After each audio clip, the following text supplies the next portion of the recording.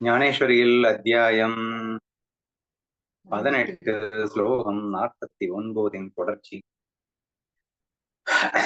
ஏற்கனவே பார்த்த அந்த ஒரு விஷயத்தை மட்டும் இப்ப பார்ப்போம், மீதியை நாளைக்கு பார்க்கலாம்.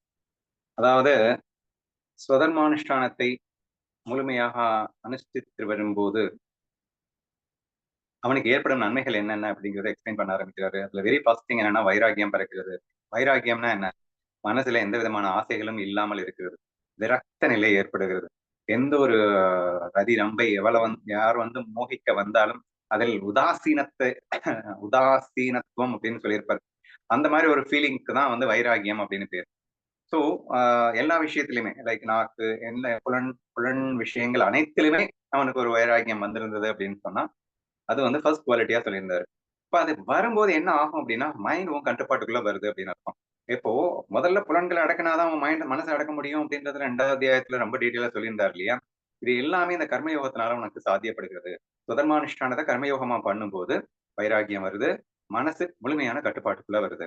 இப்ப மைண்ட் முழுமையான கட்டுப்பாட்டுக்குள்ள வரும்போது என்ன ஆகுது அப்படின்னா இந்த லோகம் பரலோகம் ஒட்டுமொத்த ஆசையும் அழுகிறது. இப்ப அல்டிமேட்லி பாருங்களேன், ஆசைங்கிறது டோட்டலா அழிஞ்சா மட்டும்தான் நீ யாருன்னே உன்னால புரிஞ்சுக்க முடியும் அப்படிங்கிற விஷயத்துல ரொம்ப தெளிவாக ஞானதேவர் சொல்லியிருக்காரு.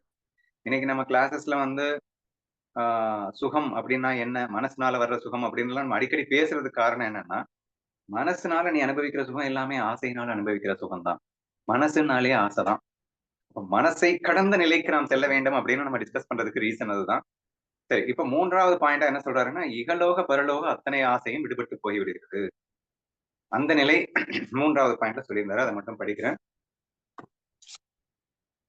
நெருப்பு ஜொலித்துக் கொண்டு எரிய தொடங்கின பின் பகை ஒளிந்து போவது போலே இந்நிலையில் ஐஹீக முஷ்ரீக இவ்வுலகில் அல்லது மற்றுலகில் அனுபவிக்கக்கூடிய விஷயங்களின் மேல் ஆசையானது அதற்கு முன்பே முற்றிலும் அவனிடத்தில் அற்றுப்போனதாக இருக்கும். ஆகையால் மனசு வசப்பட்டு போன பின் ஆசையானது தனக்குத்தானே நசித்து போகிறது. இப்படிப்பட்ட ஒரு பதவியில் அவன் நிலை கொண்டவன் ஆகிவிடுகிறான் அப்படிங்கிறத மட்டும் இன்னைக்கு பார்ப்போம்.